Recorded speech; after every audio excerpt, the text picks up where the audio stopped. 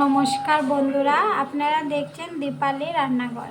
আজ আমি আপনাদের সঙ্গে রৌ মাছের ডিম দিয়ে একটি রেসিপি তৈরি করে শেয়ার করব। রেসিপিটা কিভাবে তৈরি করছি আপনারা সঙ্গে থাকবেন আর দেখে নেবেন। আমি এখানে একটা বাটি নিয়েছি, বাটিতে দিয়ে দিলাম আমি কিছুটা পরিমাণ আদা রসুন পেঁয়াজ বাটা, দিয়ে দিলাম হলুদ গুঁড়ো, স্বাদ অনুযায়ী লবণ, জিরে বাটা, আর দিয়ে দেবো আমি এখানে পরিমাণ মতো শুকনো লঙ্কার গুঁড়ো দিয়েছি। অল্প একটু জল দিয়ে ভালোভাবে আমি সবগুলো উপকরণ মিক্স করে নেব একটা চামচের সাহায্যে।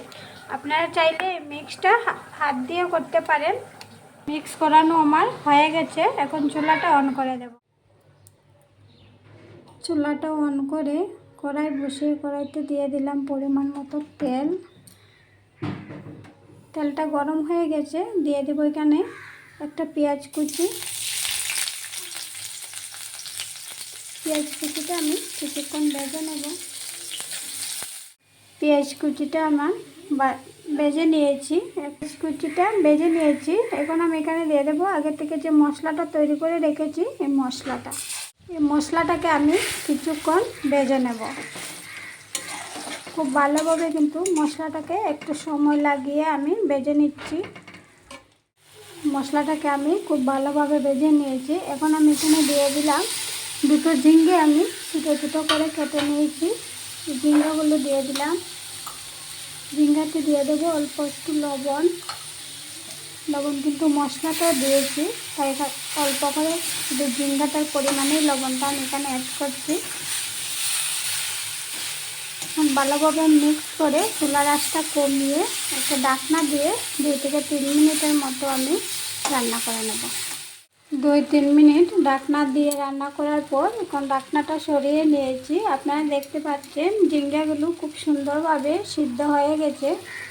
এখন আমি এখানে দিয়ে দেবো আগে থেকে ভেজে রাখা মাছের ডিম। লবণ আর হলুদ দিয়ে আমি ভেজে রেখেছি।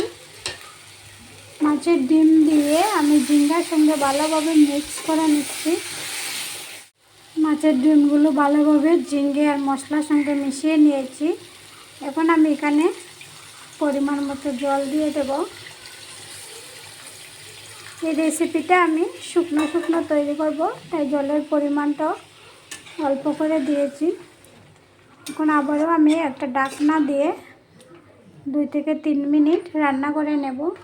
আর এখানে আমি দিয়ে দেব সামান্য একটু গরম মশলা গুঁড়ো। আপনারা চাইলে নাও দিতে পারেন গরম মশলা গুঁড়োটা। একদম না দিলেও রেসিপিটা ভালো হবে খেতে, আর দিলেও ভালো হবে। তাই আমি এখানে একটু গরম মশলা গুঁড়ো দিয়ে দিলাম। 2.5 থেকে 3 মিনিট ঢাকনা দিয়ে রান্না করে নিয়েছি। দেখুন কত সুন্দরভাবে রেসিপিটা তৈরি হয়ে গেছে। এখন চুলাটা অফ করে দিয়েছি। অন্য একটি পাত্রে নামিয়ে আপনাদেরকে একবার দেখিয়ে দেব।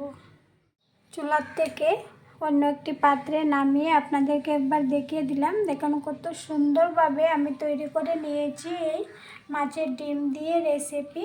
আপনারা অবশ্যই এরকমভাবে রেসিপিটা ট্রাই করবেন। যারা মাছের ডিম খেতে পছন্দ না করেন তাদেরকেও যদি আপনারা এই ঝিঙ্গে দিয়ে মাছের ডিম এভাবে তৈরি করে খাওয়ার জন্য দেন, তাহলে তারা ভাবতেই পারবে না যে মাছের ডিম খেতেও যে এত ভালো হয়। আপনারা আমার এই রেসিপিটা শুরু থেকে শেষ অবধি দেখবেন, আর ভালো লাগলে আপনারা লাইক শেয়ার কমেন্ট করবেন। ধন্যবাদ।